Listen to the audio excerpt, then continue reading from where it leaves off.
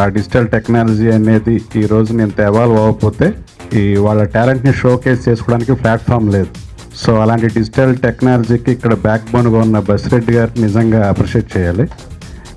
ఈ digital technology అనేది simple బడ్జెట్లో తమ టాలెంట్ని ప్రూవ్ చేసుకోవడానికి ఒక అవకాశంగా ఉంటుంది. రామ్ గోపాల్ వర్మ గారు అన్నట్టు నేను కెనాన్ 5Dతో ఫెయిల్ అయ్యాను, మారుతి హిట్ అయ్యాడు అనే ఆయన ఒకసారి ట్వీట్ చేశారు ట్విట్టర్లో. బట్ దాన్ని నేను అంగీకరించను. ఆయన దొంగల ముఠా కూడా బొమ్మ కనిపిస్తే చాలు, కంటెంట్ బాగుంటే అది హిట్ అయ్యేది. ఈ రోజుల్లో బస్ స్టాప్ లాంటి కంటెంట్ ఆడియన్స్కి నచ్చి అవి హిట్ అయినాయి. కంటెంట్ అనేది ఇక్కడ చాలా ఇంపార్టెంట్.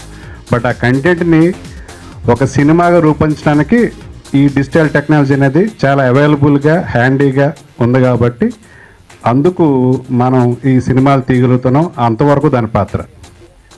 షో చేసుకోవడానికి ఎలాంటి సినిమాలు తీసేవాళ్ళు నిజంగా ఈ రోజున ఈ సినిమా ఇక్కడ చూస్తున్న విజువల్ చూస్తుంటే నాకు మళ్ళీ ఆ ఫీల్ కలిగింది.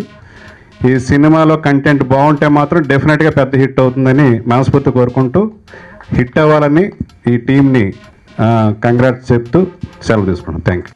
రాజశ్రీ తెలుగు నుండి ఈ రిపోర్ట్ అందిస్తున్నది కెమెరా పర్సన్ రాధాకృష్ణతో ధీరజ్. మరిన్ని అప్డేట్స్ కోసం సబ్స్క్రైబ్ చేసుకోండి మీ రాజశ్రీ తెలుగు.